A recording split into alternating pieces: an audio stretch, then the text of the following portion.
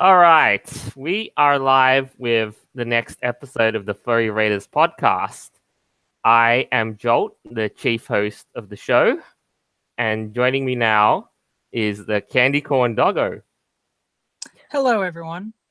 And today we have a special guest with us, and for your listening pleasure, I'd like to introduce to Gryphon.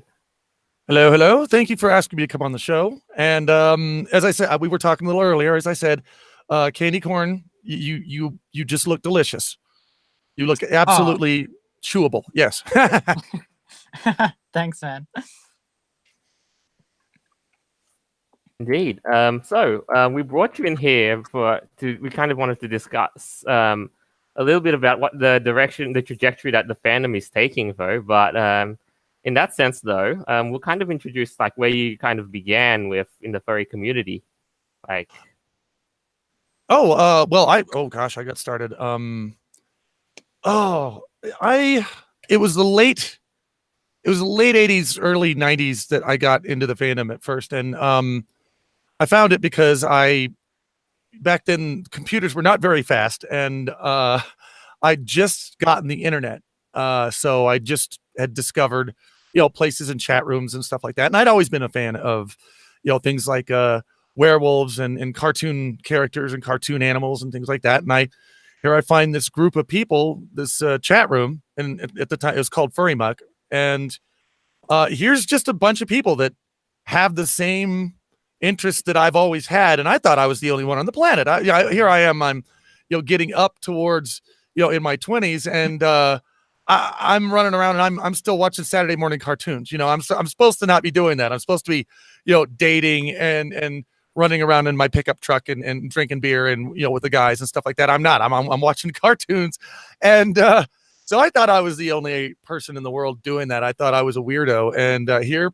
was this whole group of people, and I just jumped right in, and it was probably a few years I was just kicking around the fandom and making friends and just hanging out, and that's when I started to kind of get more into the I guess the active part of the fandom, as in I tried doing art for a while, furry art for a while, and I made some music, put all out for furries and things like that, and that's when I started doing rants and stand-up comedy for the furry fandom. So I've been doing that for probably about 15 years, I'd say. I've been doing stand-up. Wow, I didn't actually know that you made music. That's pretty cool. Yeah, I haven't had time to make it a lot lately, but I used to make it all the time. I kind of miss it. Huh. All right.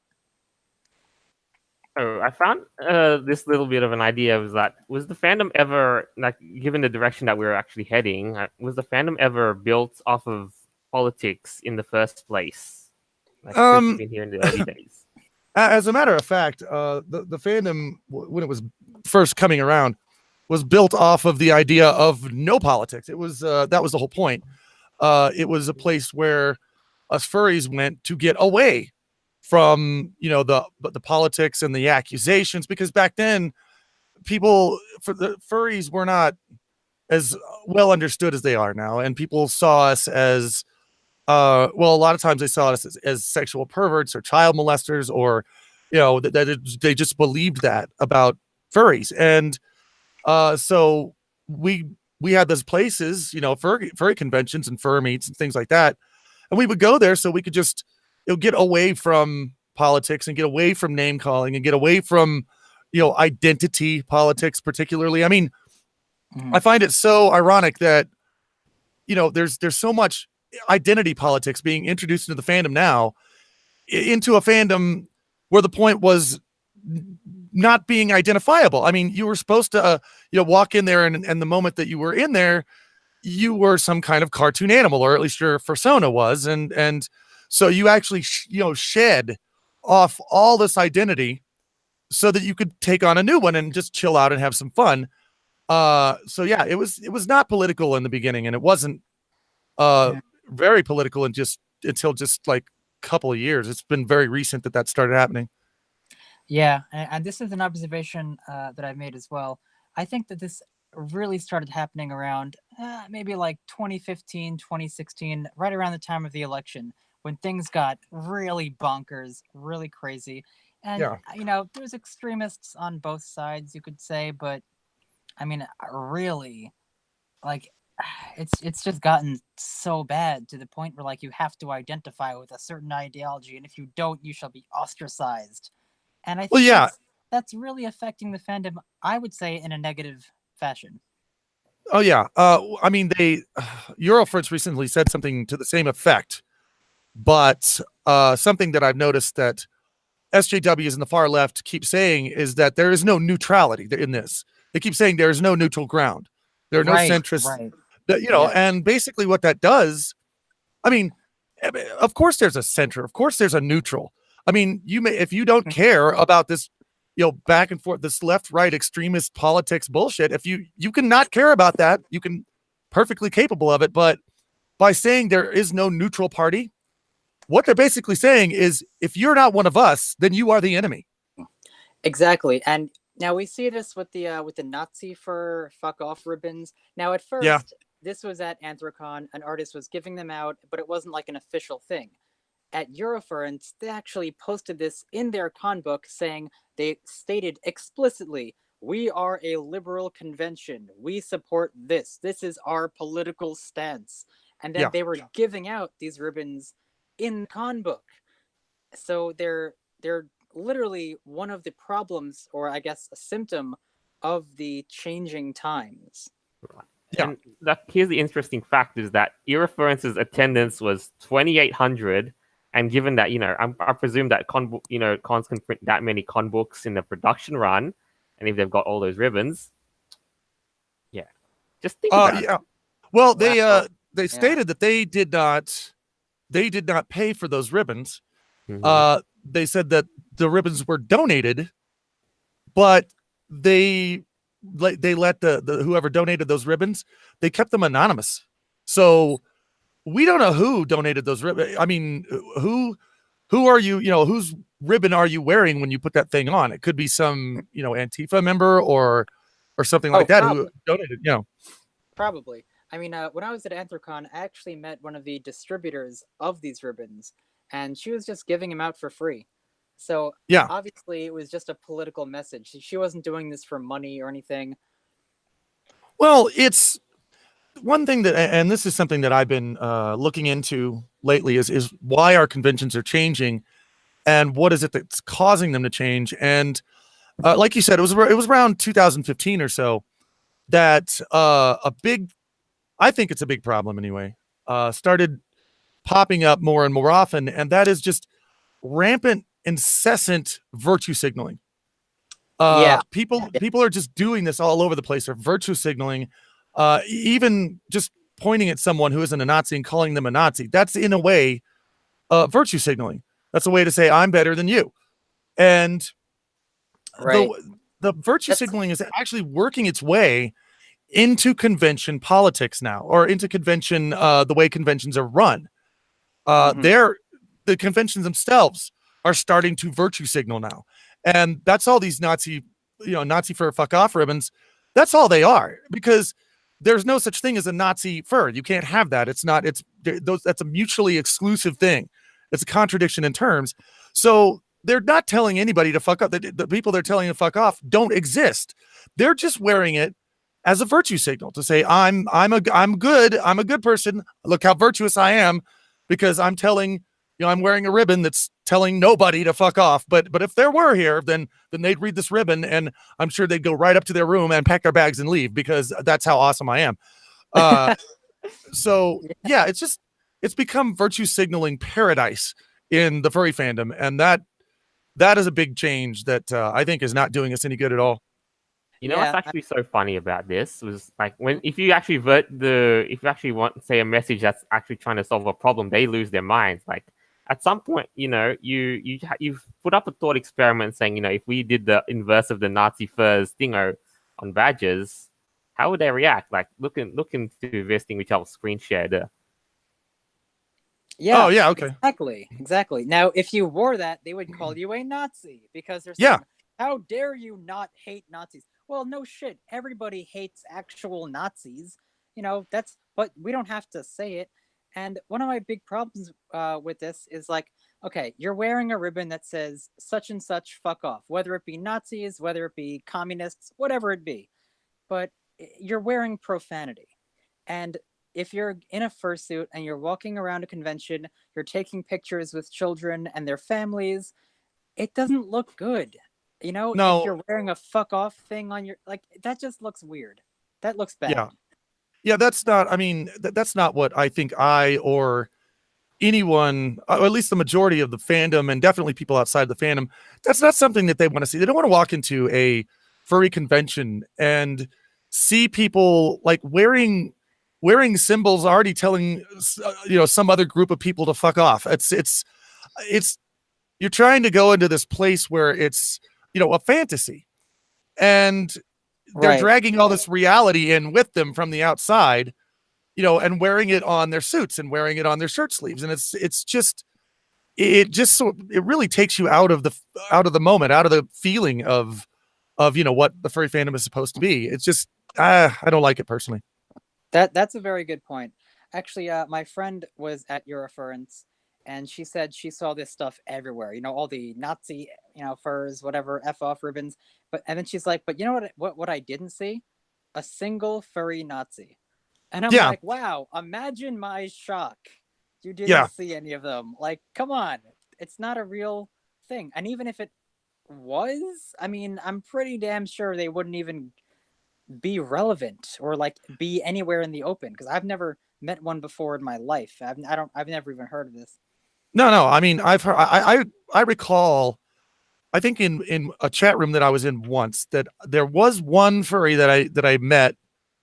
I didn't really meet him, but I wound up being in a chat room with him, and he believed in an ethno-state, which of course is, having, white people only and all the other races get out.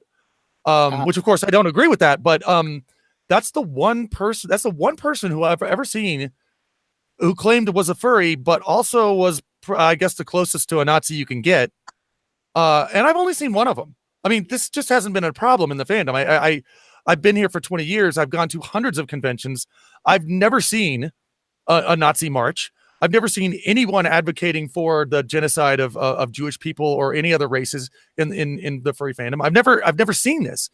So they're whipping up all this this hysteria about nobody. There's nobody there doing this stuff, and at the same time, they're the ones who wind up spreading a bunch of hate. Well, nobody legitimate. Now, when I was at Anthrocon, I asked some of the artists why they wore these ribbons, and they said, "Oh, because Nazi furs." And I said, "Do you think they're real?" They said, "Well, if you're a bigot, if you're a homophobe, then there's no difference between you and a Nazi. So yes, we think Nazi furs are real." That's what they told me. Yeah. So well, and that was even a rather conservative, I'd say, definition. I mean, they don't know the difference between a person who hates gay people and a Nazi. They don't know the difference between that. But now, and they're making it very clear lately that they don't know the difference between somebody who's just neutral and somebody who's a Nazi. I mean, if they're calling you a Nazi because you're not wanting to have anything to do with this, that's what a Nazi means to them, is somebody who even doesn't want to have anything to do with it. Right. So, you've been called a Nazi in the past simply for making some edgy jokes. Well, I don't think. Let's see. I've been called a Nazi. Okay, the main reason I was called a Nazi the first time, it just snowballed, was for advocating for free speech.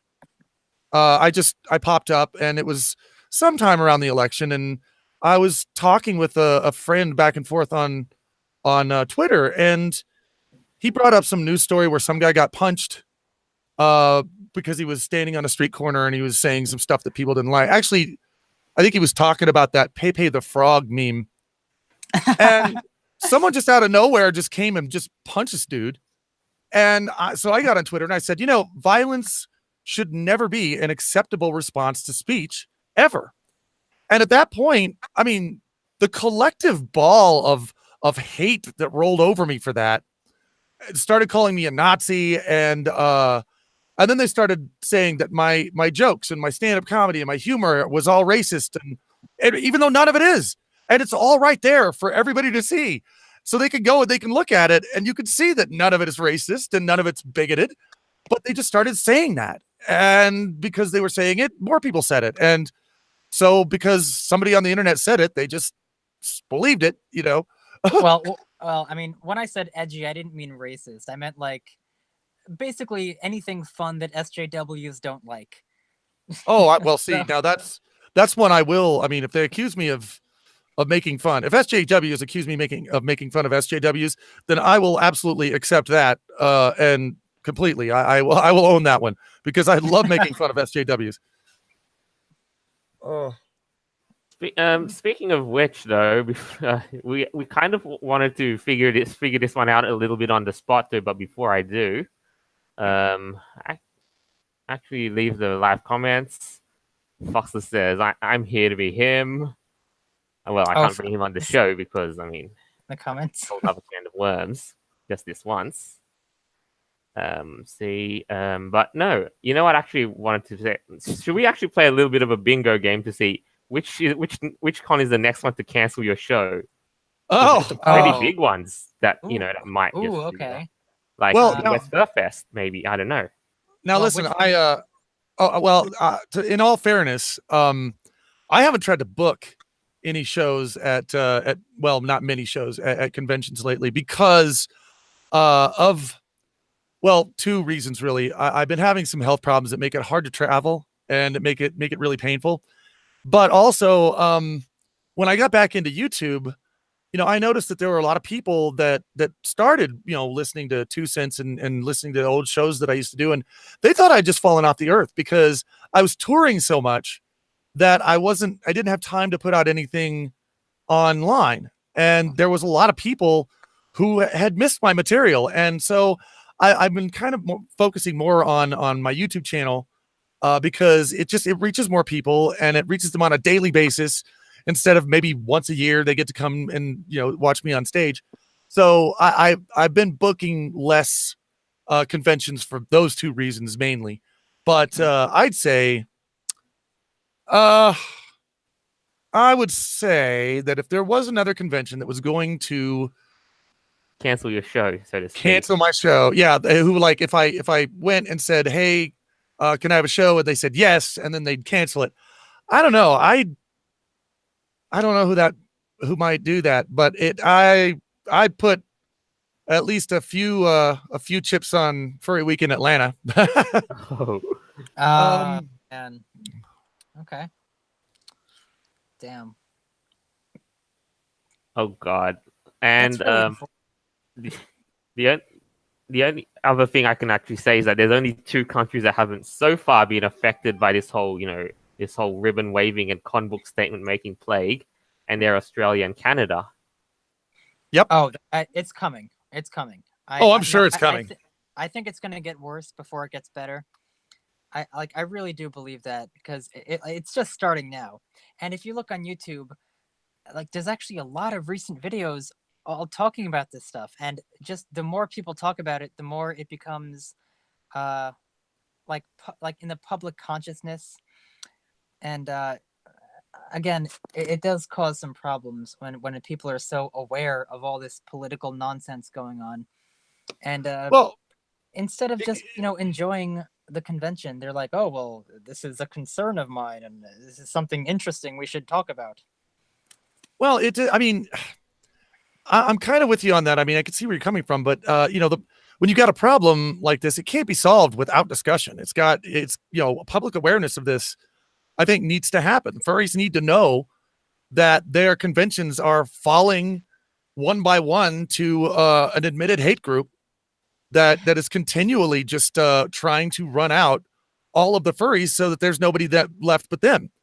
And needs to be, people need to be aware of this. Furries need to be aware of what's happening to their fandom right now because it's not getting any better. It's not getting better, folks. It's getting worse at this point.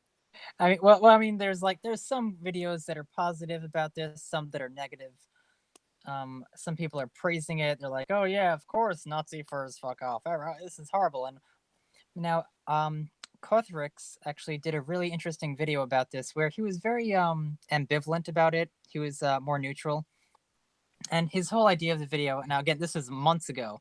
Now, I could not have predicted that this would actually happen the way that it has recently. So he sort of predicted it, which was interesting.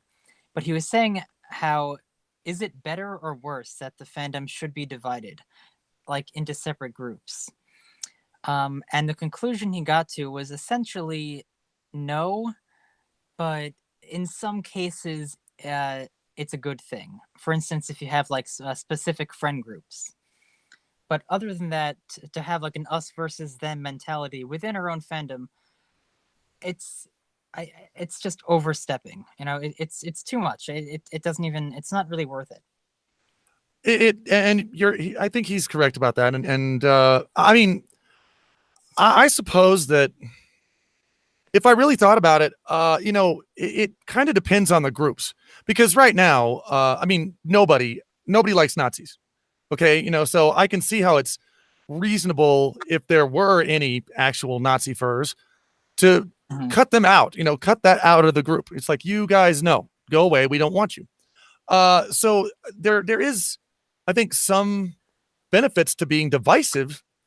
And right now, I think that if that split happened in the furry fandom, it'd probably be about, I'd say a 90-10 split, if not more. I mean, there's 95% of the furries would be on one team, and the other ones would be these hate group people who are just running around and trying to cause trouble and just hating on everyone. I don't think that they would be a very big group on their own. In fact, they might just be an element that it might be finally beneficial to just say, look, don't do this.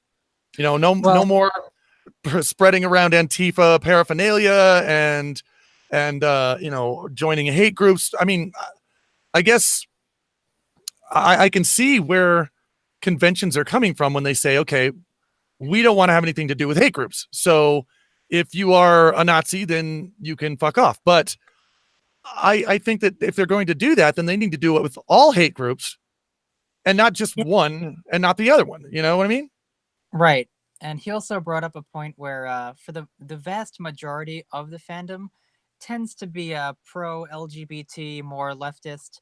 And if you're a conservative or Republican, it's kind of difficult to express yourself because, you're kind of against the crowd, So he mentioned that it's okay to have certain groups for that kind of a voice if you want to be able to express your views freely. And I think that's beneficial, I believe. Yeah, and I am noticing that.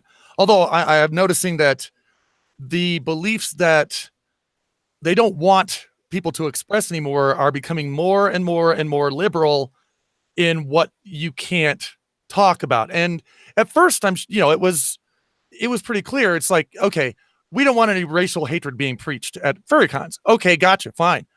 But the definition has widened. This hate speech has widened so much to now where you don't have to talk about any racial hatred. You don't have to talk about hatred of any kind. All you have to do is express some idea that the hate group doesn't agree with. I mean, if you like the weather today and they don't, you're a Nazi. How dare you Nazi? Yeah, exactly. It's become so much. Well, I mean, here I am. I'm a liberal. I'm a libertarian leftist. And I've been made into a pariah by this group because I don't agree with, some of the things that they say. And I don't. I don't agree with a lot of the things they say. Something. It's I'll probably screen share this at the same time too, because they've basically gone through the mentality of tell them, like in this tweet here, basically says, but if you don't buy the stickers, you're basically one of them. Well, the ribbons, moreover. Yeah. Well, see, and that's one thing that they're using it for, because Eurofurence was bad at Eurofurence because precisely everyone who was a member there got one. So whether or not you were wearing a Nazi fuck off badge or a ribbon was your choice. And if you weren't wearing one, people were taking that as to mean that you're Nazi. If you aren't wearing one. So yeah, it's just made to be more divisive. Yeah, it's so funny that that word is thrown around so often nowadays. The actual meaning of it has been completely lost in translation. No one yeah. even knows what it means anymore. It just means, hey, I don't like you, therefore Nazi. Really? Yeah, well, I mean, you want something hard. There's some things in life that are hard. Cuphead was hard. Giving a manicure to a chipmunk with Parkinson's is hard. That's hard to do. But you want to know the hardest thing in the entire world is to try and get the definition of a Nazi out of an SJW. They don't want to define it. They don't want to define it because if they defined it, then that would put rules on who they can and can't call a Nazi, and they want to be able to call anyone a Nazi. So they don't define it. It's just this nebulous ghost of a bullshit kind of feeling that they use on whether or not to call someone a Nazi. So that means that anybody that they don't like, they can just, yep, you're a Nazi. And there you go. It doesn't mean anything. And I think that has been damaging in itself because the idea of a Nazi, that's not a good person. That's terrible. And when you take something like the word Nazi and you make it just nebulous and meaningless, you're kind of letting the actual Nazis win there, Right. It's kind of like feminists and the whole patriarchy. Oh, the patriarchy is oppressing us. Just a boogeyman, I know. But sorry, I'm not gonna get into that. Anyway, I have a little bit of an interesting question in the live chat. Chris DeLava asks, since bestiality is legal in Canada now, how is this going to affect fur cons and hotels with the fur cons in Canada? Oh. Oh, no. Well, I would imagine. Yeah, I would imagine it wouldn't. I hope this is not one of the changes that's going to be happening. Please, God, no. Wait, why is it even legal? What the fuck? It's Canada. I don't know why they legislated the way they do. What? It says most of it, but oh, what the no, just no. I mean, if somebody does this in God. public space, I think a lot of the furry community will just. No. But then Well, again, it's not going to happen. It's okay because having sex with anything or anyone in a public space is still illegal in Canada. So, it'd be illegal anyway. But why did? Oh God! Oh my goodness! I don't even know what to say about this. I didn't know Canada did this. Oh, poor Canada. I'm scratching my head, wondering why. I mean, Who's usually the when politician that came up with this, there are some states in the United States that still don't have laws on the books about bestiality, so they're not technically legal there. But in general, whenever a state or a country does make bestiality illegal, that's not something you really come back from. You know what I mean? That's not something that's like, well, let's rethink this idea about having sex with animals. Maybe we should change that back and make it legal again. That's not something that usually happens. So I'm puzzled about that myself. Yeah, like, God, oh my goodness, I don't. Okay, yeah. Well, that took a turn. I mean, it was basically a really, really interesting, what's it called, live comment at the same time. Well, thank you for that. Thank you for that wonderful comment, sir. Yeah, it was a lot of good live question though, but still. Oh goodness. So, two, I did have a question about when you went to the alt furry chat to converse with them, to ask some questions, and now you already did make a video about this, your experience, and you realized that these people were pretty much normal. However, again, we see changes pretty much, I would say, not just at conventions, but like in the social mentality of the fandom, where people consider alt furry to be something like the far alt-right white skinhead Nazi supremacists. Do you think that stigma exists, and how do you compare that to the group? Oh, it definitely exists. I did an interview actually with Lynn, one of the guys who runs one of the largest alt furry chat rooms, and I did a little bit of investigative reporting on it myself, and I know it exists because that's the reason I went there in the first place. It just seemed to be a foregone conclusion. Everybody was assuming that the SGWs and were running around saying that alt furry is a Nazi group because it was a Nazi group. Well, I I'd started to notice that everybody, they were calling everybody a Nazi. There's a big Nazi block list out there, and I knew several people on it, and I knew for a fact they weren't Nazis. And I was being called a Nazi. I know I'm not a Nazi, so I'm thinking, well, I wonder what this alt furry thing is, because every now and then alt furry would, somebody from alt furry would pop up and tell me, dude, you are definitely an alt fur. And I'm like, I don't even know what it is. Okay, don't put me in there. So I thought the best thing to do would be to go and find out for myself. So I went in and I discovered that basically it not only is it not a Nazi group, it's not even an alt-right group. It's not a far-right group. It's not any kind of white supremacist group. It's a group with pretty much everybody.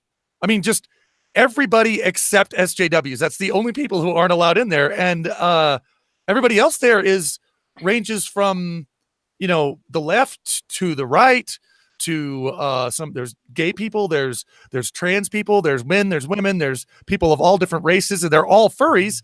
And the only reason that they're all there is because they're tired of the abuse from the far left. They're just trying to get away from it.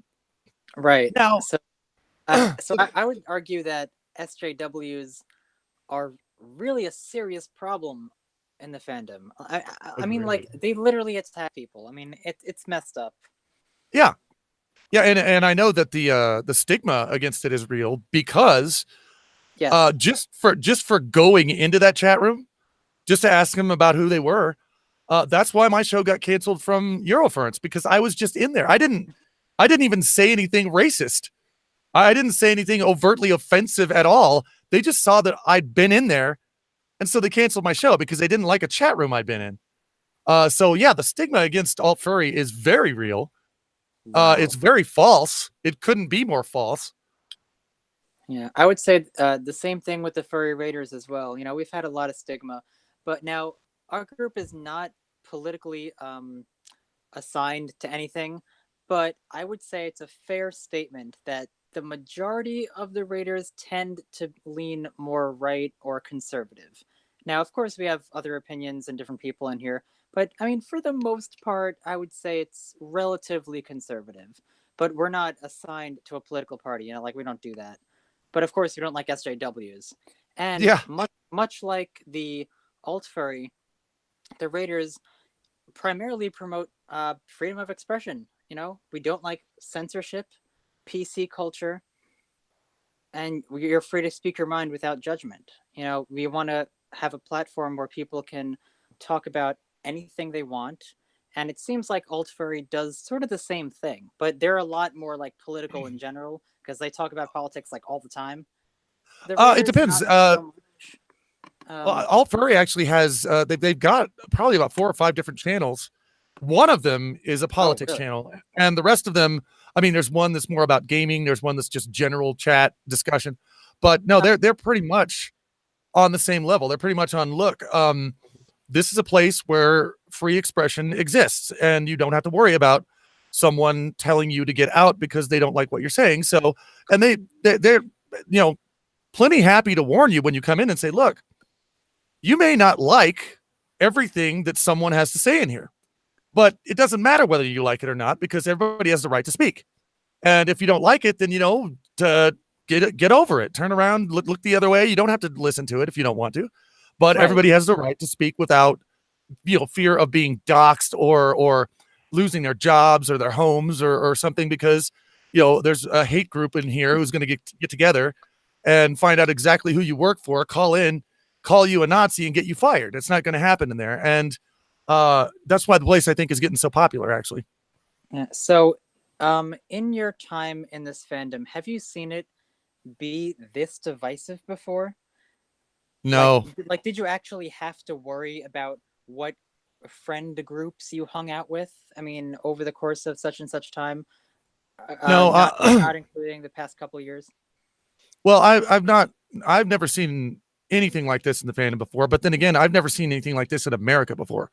I mean, in the time that I've been alive, I've never seen a time. I mean, I studied McCarthyism, and apparently that was somewhat close to this, but I wasn't alive during that. There was never a time where I've, experienced people accusing each other of being certain, of being bad things, the boogeyman or whatever, just because you may know somebody who knows somebody who said something and you didn't say something against them, and now you're one of those boogeymen.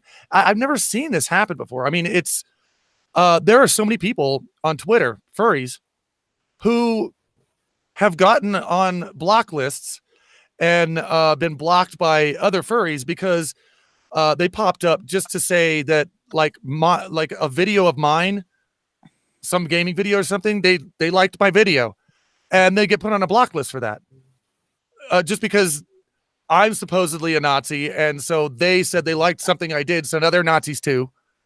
And it's out of control, and it's insane. Yeah, it's insane right now. Unbelievable. Oh wow. One little thing first, as a live comment. Foxer himself says Furry Raiders is an independent group for alt furry. Just thought the clarification needed to be pointed out. Wait, an independent group for alt? From. Oh, sorry. from. Yes, from. we both two similar goals, but different yes. entities right. and different. That clarification just needed to be made. That's all. Other than that, I thought that's what I said. Sorry, Foxer, if I worded it wrong. Sorry. Well, as far as the Raiders go, I mean, obviously, I can't. I've never been in to a Raiders event or into any of the Raiders chat rooms. However, so I can't personally speak on my experience with the Raiders. However, at this point, with what I have experienced, and with the hate groups, and I like to call them fascists, and all furry, and with other people that I know, that I see them get blocked and put on block lists for little to no reason at all. It would not surprise me at all if I did wander into a Raiders chat room, if I just wandered in there and it was just a bunch of people just hanging out and being furries. It would not surprise me. My mouth would not fall agape at that, I mean, that's all it is, man. I mean, like at the end of the day, that's really all it is. It's essentially just a friend group that really supports, furries and or, of course, freedom of expression and talking about different ideas. I mean, that's really all it is. And you mentioned this before too, because you support freedom of speech. People called you a Nazi. Yeah. Well, I mean, with the Raiders, it's a little bit different because we have this armband which triggers SJWs to no end. You're like, oh my god, look at that! Oh my god! And then they foam at the mouth, they fall down, they have an aneurysm. They start speaking in tongues and oh yeah. It's so crazy. Start frothing at the mouth. Yeah. Well, and I know that they, how dare you put a paw print in a circle? How dare you do that? Oh, you know what's so funny is that this is basically only exclusive to furry, because other communities like anime don't have this concern. Like in anime, like I have a friend who's in there, and he says like you can wear a red armband with yaoi in the circle of it, and nobody will so much as lose their mind. Yeah, and I mean, I noticed that a lot of people don't recognize the fact that those Raiders armbands come in they come in every color. They come in all different colors, and there's even a rainbow one, I think, isn't there? Yeah. So they completely ignore that. That's like, no, it's a red armband and it's got a circle in it and there's a paw in it, and that's close enough to Nazi, so it's a Nazi. It's like, no, God. I mean, well, the original one was red, because that's all we had at the time. But yeah, we have green, yellow, purple, rainbow, and I think it looks pretty cool, honestly. I really wonder where people, well, and when I say people, I mean SJWs. I don't want to give them too much credit there. I really wonder where they got this idea that armbands are just bad on a uniform. I mean, even to this day, military police in the United States have armbands on their uniforms. I think the Israeli army, they have armbands. And I mean, well, some people might consider them evil, but they're not Nazis. The Israeli police are Nazis. That's funny. Yeah. I mean, there's half the uniforms in the world currently to this day have an armband that goes with that uniform. And I don't know. They just seem to think, well, if you're wearing an armband that, you're being a Nazi. It's like, no, dude, what the hell? No, it's basically just an insignia, to show like your affiliation. Yeah. That's it. And But we can nope. go, Triggered they have SJWs, taken blah. too far. Some of the times. Funnily enough, there's this other little. Oh yeah, Foster also says in the live comments, Thailand police and private security wear red armband. Yeah. How dare they? Oh my God. Wow. Evil. Bad. Oh boy. It's so silly. It really is. Oh. And like I said, I think this is going to get a lot worse before it gets better. It's. I mean, I'm just going to interject here and say that, yeah, I think there might just be a thing on a furry civil war on the cards at the absolute worst. I kind of have a theory about this. I mean, I don't know for sure, but it seems to me like this generation. I mean, the SJW is this hate group. Most of Antifa, they're all in a very specific age group, and it almost seems to me like things were going so well in the U.S. and they were brought up, they were raised, and now they're at this age where they want something to fight for. They want an enemy to fight, but there wasn't one. So they're just kind of creating their own army against them by, saying anybody who's not them is a Nazi, so that they can have something to fight against. I mean, basically they want a war, but there's nobody to war with. So they're making their own boogeymen to fight. It just seems like that's what they're doing to me. That's kind of true too. And on that same note, though, like I kind of wanted to segue into this next section is, do you actually think that the community is basically getting more and more of a younger median age on average? Like we're getting more younger people. Well, in the community. They're definitely getting to be a more and more younger mindset in the median. Oh yeah. On average. I mean, when I first got into the fandom and through most of the time I've been there, furry fandom generally was for adults. And now it seems to be more like for, 30-year-old toddlers. So I don't know where it's going. I really don't. It's kind of crazy. Well, then again, these 30-year-old toddlers also have kids now who are growing up and becoming furries. I mean, like I've met furries. Yeah. All right, this is crazy, but like I was at Furpocalypse during the Fursuit games, and this fursuiter came up to me, and she was on my team, and she's like, "Oh wow, what's your name?" We started talking, and she's like, "Oh, a lot of furries don't like me," and I'm like, "Oh, why is that?" She's like, "Oh, because I'm 12," and I was like, "Oh God," like. I was nice to her. She was really friendly, but I was thinking, well, shit, I'm 24. So what do we have in common? Nothing. Should we hang out together? No. Like, it just seemed weird to me. Like one of my friends who was like 30 could have a 12-year-old kid. And I was like, it's strange. Little awkward. Yeah. Like I know some of my friends who are furries and they're having kids now. So it's very so that's another totally different type of change that we're going to be seeing in the future as well. Because the fandom has not been around for very long, like you said, since like the late 80s or so. Yeah. Early 90s. But now the people that were originally in the fandom, they're having kids that are growing up and becoming teenagers, and they're joining the fandom. So it's like two different generations at one time. And there's a bit of a different mindset there. Well, I have hope for that. I don't think that's necessarily a bad thing, because when you think about it, when you're growing up, and this is inevitable, you're growing up and you have parents, and your parents are passionate about a certain thing, or they have a certain belief or a certain tradition or certain things that they expect of you. What does every generation do?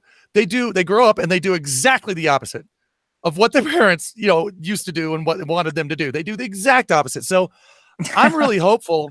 I'm very hopeful that that the kids that are being, raised in the furry fandom today, that they're seeing this divisive political shit, and they're going to grow up and hopefully do the opposite of that, and maybe bring the furry fandom back to what it used to be. At least there's a hope. Okay. Wow. I mean, I can actually get behind that, because I know that if the younger ones are going to be the bearers of the torch in the years ahead, if you actually follow the trends, that Generation Z is going to be the most conservative generation compared to their predecessors and so forth. I have And heard that. Yeah. indeed, like if like I want to say as well that that furry fandom has a parallel in the real world, and what essentially what kind of happens there is reflected on here. So yeah, and that's true. I mean, it's not like the furry fandom is the only place that's got this divisive stuff going on right now, because it's just happening. Well, in a lot of the Western world, it's happening mainly in the United States, the UK. How bad is it in Australia? Things are kind of holding up. It's definitely not US or UK tier level. Like, I mean, UK has become a nanny state, an ultra authoritarian nanny state. US is holding up, but here, yeah, we've got our own share of problems too. But at least our community, our furry hasn't been infested with, those ribbons, so to speak. Yeah. God. Ugh. Keyword yet. But I kind of wanted to get into this whole next topic as well, like, which is a news story that we kind of missed. Am I going to be happy that I missed it? Uh-oh. Joel, you there? Nope. I think he dropped out. Oh no, crap. Oh, right at the news story. Oh, no. I know, right? Okay. I have. Yeah. Oh, wait. I think he's back. Maybe. Okay. Something pops up. There he is. I crashed out. Oh my goodness. And now my body double is there. Anyway. Your body double. No. Okay. It needs to be two of me, honestly, so we can get things done better. Anyway, I wanted to discuss the whole Tiny PawsCon story, which I'm sure you might have heard of, but it's.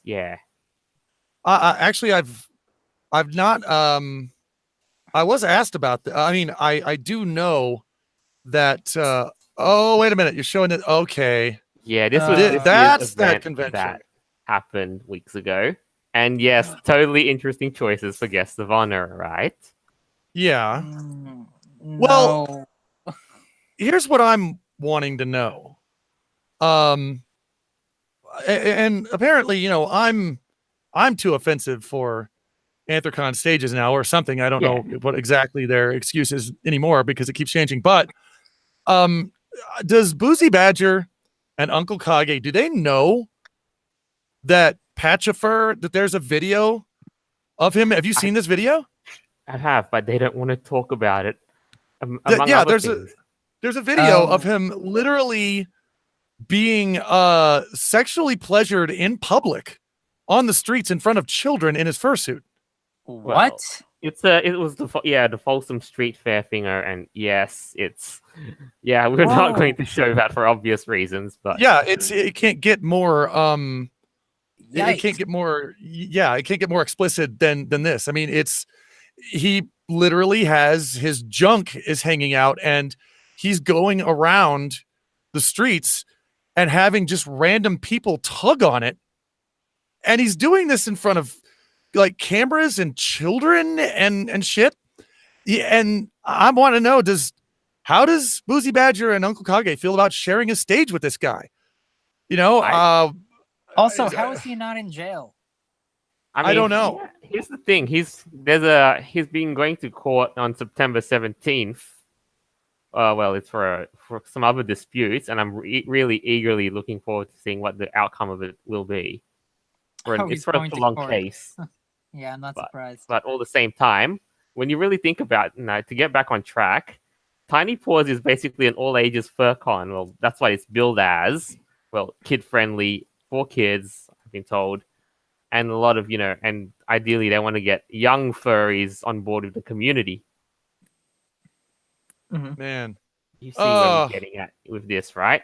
And if their choice of special guests, guests of honor, recipe for disaster. That's not good though. Oh man. Well, I mean, it's so crazy that at this point, someone who's just been called a Nazi, who has obviously never done anything Nazi. I mean, my entire library of work is online. It's in front of everybody, and everybody's seen it. They know that there's no material in there, but I was called a Nazi. That makes me toxic for a stage. However, somebody who actually has a video of them doing something like this, and they're fine, put them on stage. I don't know where this is headed, but it seems really backwards to me. I don't know.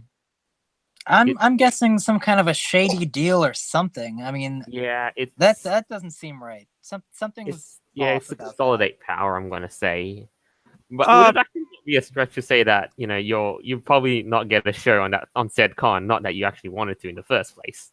No, I wouldn't. No, in fact, that would be a convention that, if I'd seen a person like that being celebrated at a furry convention, I would never go to that furry convention because that's ridiculous. I can't support something like that. You know who else they also celebrated at the convention's charity? I'll show you this tweet.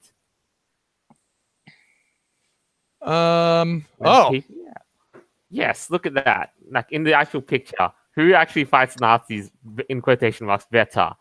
Indiana Jones or Dio? Huh.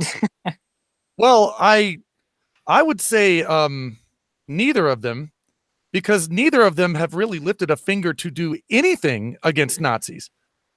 I mean, Indiana Jones, if we were to I guess we were. Oh, Indiana Jones, though. I mean, if we were taking, yeah, but he's a mythical, he's a fictional character. I was thinking of Harrison Ford. But okay, well, in that case, it would definitely be Indiana Jones, because Indiana Jones has done at least one thing to fight Nazis. All Dio does is jump up and down and call people Nazis who aren't Nazis on Twitter. That's not really fighting Nazis, And you know what the worst part is?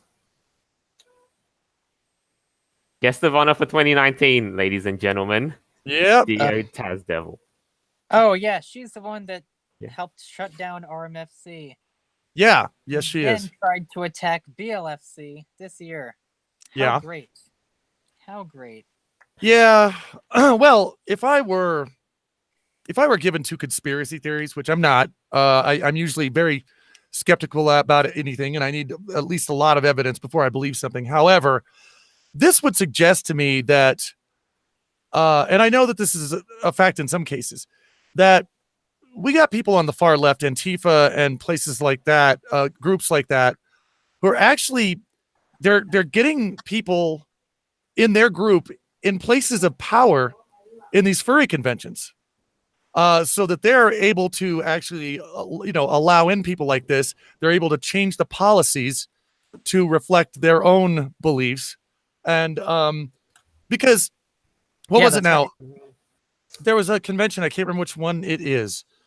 And I wish I could, but I can't. There was one convention that had made a rule that it banned all alt furries.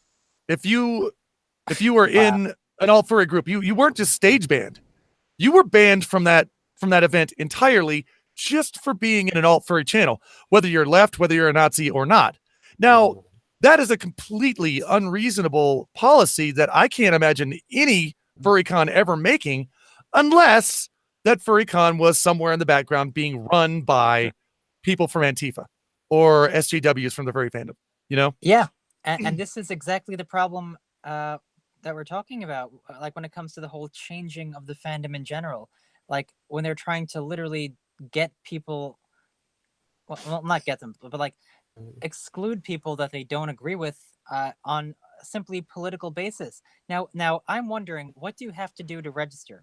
Do you have to state whether or not you're a Democrat or Republican, or what groups you're in, or what your race is, what your gender is? I mean, like what do they want? Like, how are they going to even enforce this? Now, I think they're going to try in the future, because it definitely seems like they're trying to do this already. I have an idea about how they're going to enforce it, and I don't think it's going to be very pretty. I think what's going to happen, since they can't really ask you, what groups you belong to and what political leaning you are, but what they can do is, if another furry sees you there and runs to security and says, yeah, there's a furry over there, and I know him from, I saw him in the alt fur channel, then they can come and just throw you out based on that testimony alone. I'm going to guess that's what's going to happen, is basically it's going to be taken off the internet, and people are just going to be able to point at you and yell Nazi, and you will be thrown out of a convention. Wow.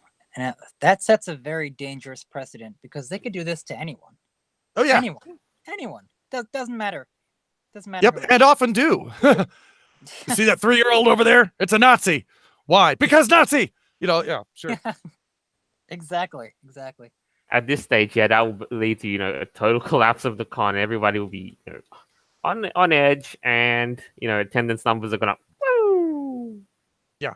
And I would say, overall, I mean, this just makes the fandom less fun. It just gets more tedious, more finger pointing, and it's like, you know what? I just want to go to a convention to have fun and forget about the world. I mean, shit like this, it's really all this infiltration. It really is upsetting.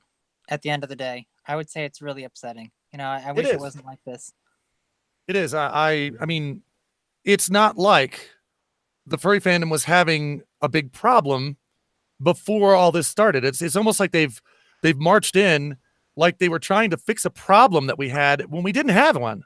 I mean, of course, every group is going to have, it's spats here and there and it's drama now and then, but we didn't have a big, problem that we had to, to change all these attitudes to solve before this happened. It was fine. Everybody was fine.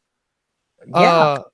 And then they marched in and went, okay, we got a problem here. What's the problem? Nazis, but there aren't any, but it doesn't matter if there aren't any. We're going to come in and we're going to throw out all the Nazis. It's like, but there aren't any. Yeah, there are. They're right here. All of you. You're all Nazis. So they just rolled in, called everybody a Nazi, and now they're trying to throw them out because they said they're Nazis. Exactly. It's terrible. And what you said earlier about how the word Nazi really doesn't mean what it means. They're throwing out people, well, not throwing out, but like ostracizing people who are either they tend to lean right, or they could be a libertarian, or hell, even not a socialist. Like, that's the extent of what these people have gone to. It's quite there's an interesting thing that I'll read to you here, if you don't mind. It's something I'm working on, and let me see if I can find it. There it is. They were asked. This was put in the con book at Eurofurence. Yeah. It says, "Don't worry, we are not planning to become a part of the daily political discourse anytime soon. We're still con runners, not activists. However, there is one political statement we can't avoid. We have to choose our position in the political spectrum and stick with it." So, first of all, I love that because it's like, we're not planning on becoming a part of the political discourse. But they did it anyway. That's exactly what we're going to do. Yeah, so the first part of the next paragraph says, "So we hereby explicitly distance ourselves from all right-wing movements." All. Not Nazi movements. No, just everything. All right-wing, conservative, moderate, doesn't matter. All right-wing movements. So they're basically saying that all right-wing people are Nazis. Yeah. Yeah. And the funny part was like them basically saying they don't want to do it, but they backtrack it. Wow, total green text story. Yeah. Anyway, and it's like one of the most hypocritical things I've ever heard. We're not going to be political, however, we will be. However, in the same sentence. Yeah, it's in the same paragraph. It's like, don't worry, we're not going to be political. We're just here to say that we're going to lean left and fuck off right wing. That we're not being political though. Not being political. Yeah. What? Yeah. This was a statement from the chairman himself, actually. And the funny part was the chairman basically celebrated when this happened, and they openly admitted to putting the ribbons on. So yeah, like that. Just with what time we've got left, we'll kind of extend this a little bit, but should we actually open the lines and open the floodgates and let our live listeners the opportunity to ask 2 questions? Oh, I'd like that. Oh, absolutely. I have a question that's been passed on to me a little bit beforehand, and well, this one's from Scorch, and he asks, "Have you ever had sex with an alligator, and if yes, was it good?" Interesting. I have to answer yes to that. To both. Now I know that sounds really, really crazy, But what a lot of people don't, and I'll tell you exactly when and where it happened. I was in a bar and I was playing pool. No, there was nobody there. It was during the day. And yeah. And unfortunately, this is in Michigan. So I came over to pay for my pool table that I'd been using, but the total came out under $10 and they couldn't take a card for payments under $10. So I said, okay, give me the most expensive drink you got right now. And they handed me Sex with an Alligator. And that's what it was called, was the drink's called Sex with an Alligator. And it was good, actually. So I have had sex with an alligator and it was good. I completely misunderstood that question. Thank you for clarifying. It was basically one of those presented at face value. Yeah. Oh, okay. All right, we've got one little question too as well. Iari actually also wants to know about your pet snake Noodle. How is Noodle lately? Oh, no, well, lately he's a little grumpy. He bonked his little head off my hand yesterday when I was in there doing tank, because he's shedding right now. And when they start getting in shedding mode, they get a little cranky, because I can't imagine that feels too comfy. It's got to be itchy and it's got to suck. So yeah, he's overall he's fine, but he's a little bit crabby the last few days because of the shedding. Oh. All right. Next question. Tenacious Smaller asks, if you're a Nazi, how many Jewish or Romany people have you persecuted? Well, that's what makes me a terrible Nazi. I guess I'm picking up the bottom of the class, because as much as they keep, in Nazi school, as much as they kept trying to tell me that I've got to persecute Jewish people and people of other races, I just kept failing at doing that. And so I guess I flunked out. I don't know. Next question. SDX Darkest asks, any Bird Box going on soon? Yes, there is actually. There's a really fun little thing I found on Twitter where some SJW Fur made a questionnaire, a list of it's true or false questions, and it apparently is designed to determine if you are a Nazi or not. It's a Nazi Fur test. So I'm gonna take that test and see how it comes out. Though between you and me, I think we all know how it's gonna come out. Oh wow, that's insane! Please link that to me. I want to see that. Yeah, I'll do that. But it's all good. There's been a couple of talk as well. Maybe if you're interested in checking out what goes on in the Furry Raiders chat, it's completely your call though. But oh, is it? I didn't know. I thought you were talking to the audience. I didn't know. Okay, sorry about that. There's been talk, maybe if you're interested, in the same sense that you came onto the Alt Furry Xanadu room, but here is just.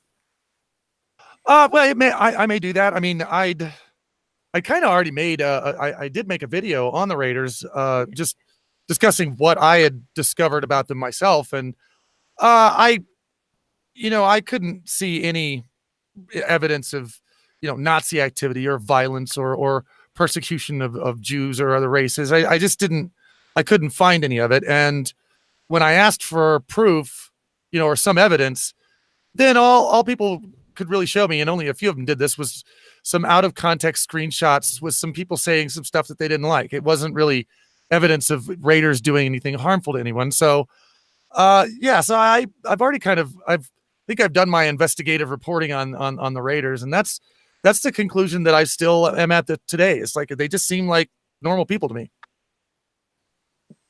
Yeah. Well, outside of the fact that they're furries. I don't want to say they're normal people because they are furries. That makes them instantly not normal. So outside of that, though.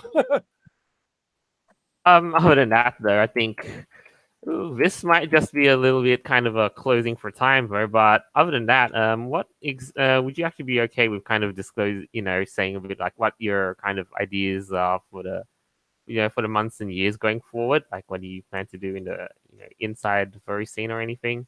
Oh yeah, well, I plan on actually. I want to continue with my YouTube channels. I'm really enjoying that, and the people who are watching they're enjoying that. I've recently split my gaming channel and my political channel in two now, so that there's there's 2 channels, and people are hanging out, and they're over there. The community is great that we've got going on over there, and everybody, there's just a love and support, and a bunch of really great people that come to check out my videos. And so I'm planning on definitely doing that. I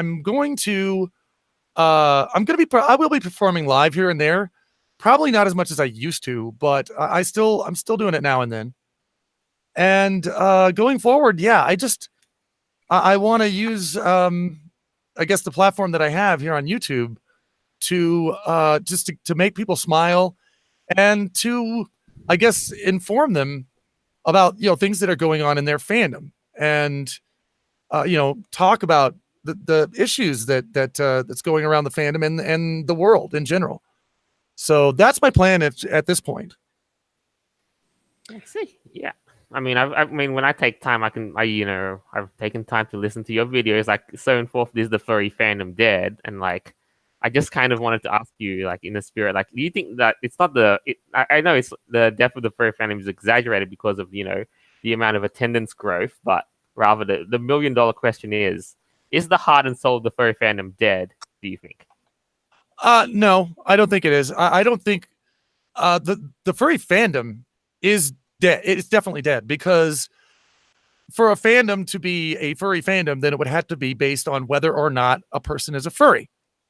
But it's not anymore. It's because the first thing you do is, the first thing they do is they ask you who you voted for. It's now a political fandom.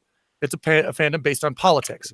If it doesn't matter if you're a furry or not, if you have certain political ideologies, then you are out. And that means that it's not a furry fandom. But the furry community, that's a separate thing entirely. I think that's very much alive. The spirit, the heart of what furries are. Oh yes, that's very much alive. And I see support for it growing more and more and more often. In fact, the harder that the far left tries to push to try and get these insane, hate policies put in the fandom, the more people I see push back with what the heart and soul of the furry fandom really is, which is acceptance. Acceptance, openness, and tolerance. Oh, great. Yeah. Next one of the next couple of questions is have you considered coming to an Australian convention and doing some comedy at one down here? Well, I've gosh, I think there was 6 years in a row I was down there doing stand-up comedy for Midfur, which then turned into Convergence. Convergence. So yeah, I was down there. I'd love to go back. I loved Australia. It was awesome. Melbourne's a really cool town. Love a chance to see Perth. So yeah, I would definitely go down there and do that. Awesome. Just as a last little thing over, Raiders shirts won't be open for a little bit longer. I'm actually going to get into the business of printing our own merchandise too. Okay. Yeah, I mean, Fox's gotten his too. Like, I mean, you saw it as well. Like, he made his own fan club shirt, and all of Furry went up in arms about it. Oh yeah. How dare he print his own shirt? Yeah, they thought he was like stealing stuff, and I was like, no. I mean, yeah. But yeah, to directly answer, I've got to buy a few machines first before I can begin production on my own end. But other than that, though, Joel. Okay. One last little question. To Gryphon, do you have any groups on Discord or Telegram of your own? Right now, I have a Telegram. Well, Telegram, no, I don't. I have a Discord group right now. On Discord, that server is just for patrons, but I'm working on opening up a Discord server for just everyone, for anyone who's a Gryphon fan, so you can just come in and hang out with me and talk with each other and just chill and discuss things. Awesome. I'd love to be there if it wasn't for the fact that, Discord has made some shady decisions, but that's can of worms we'll open at another time. Yeah. Other than that, though, I think this show has been quite entertaining, to say the least. We've had a record high number of live watchers. Oh, nice. And hi, live watchers. How you doing? Yes, hello everyone. Hope you had a And all the super same fun time. movement. We also have the audio version that's also accessible on iTunes, Google Play Store, our Hub Podbean, and Stitcher. Because we have no shortage of where to find our show. And if one place goes down, nope, we are still on the Then- line. Yep, still got it other places. Indeed. Diversify. Indeed. Have you got any? Just to wrap this up, have you got any little kind of closing statements you just kind of wanted to say? Oh, I hadn't thought about it actually.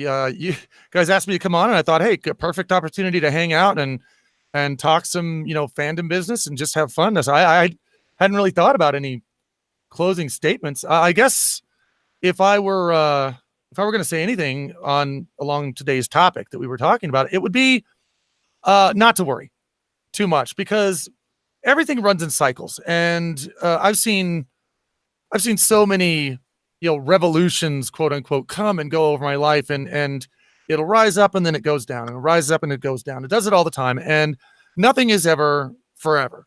So no matter what happens, don't worry about the furry fandom, because things will get better. Things will change in the future.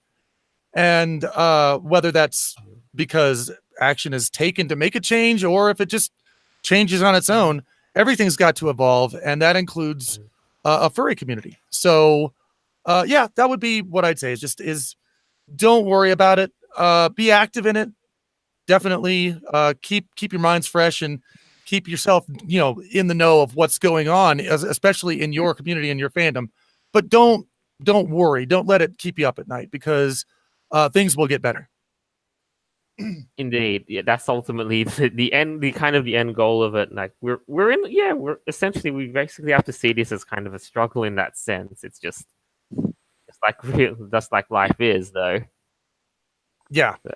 Well, I mean, the moment that that your actions and your movement and your crusade or whatever it is you're doing is ruled by fear, that is when you become a hate group. That's when you wind up being pushed forward by hatred, and that's never a good thing. It's never a good way to be. So yeah, keep the hate out of your life, keep the fear out of your life, and just go forward with positivity if you can. Indeed. Hell yeah. Hell yeah. All right. So, a couple of last minute shout outs. Crazy Crux Productions said on the live chat says, mention me to Oxide Crux XD. Oxide. I know Oxide Crux. You have been mentioned. Yes, you have been mentioned. Senpai has noticed you. Yay. And ultimately, at the end of the day, Scorch also says, would love to have two again sometime in the future. I know, I would love to have you. Absolutely would love to have you on board our show. If not, or maybe another time, we'll definitely, if you ever want to call us in to doing your show, we'll definitely pick up and answer. Oh, sure. Well, I see no reason not to. I mean, I had fun. I had a ball this time. This was great. Oh, great. Thanks so much for coming on. Oh, thanks for asking me. It was a lot of good fun. Indeed. And to our viewers, though, that is all the time we have for the stream. I hope you had fun listening to it as much as we did. And believe me, the negotiations was a bit of a pain just to get him on board. I'll say that. Oh, but and in all essence, I'm glad this all worked out. I'm glad we're all here, and I'm glad you actually took something away from our show. Yeah. And I just want everybody to make sure to like, comment, and subscribe. Indeed. And this is all of us signing off for the show. Until next time. Farewell. Night. Bye.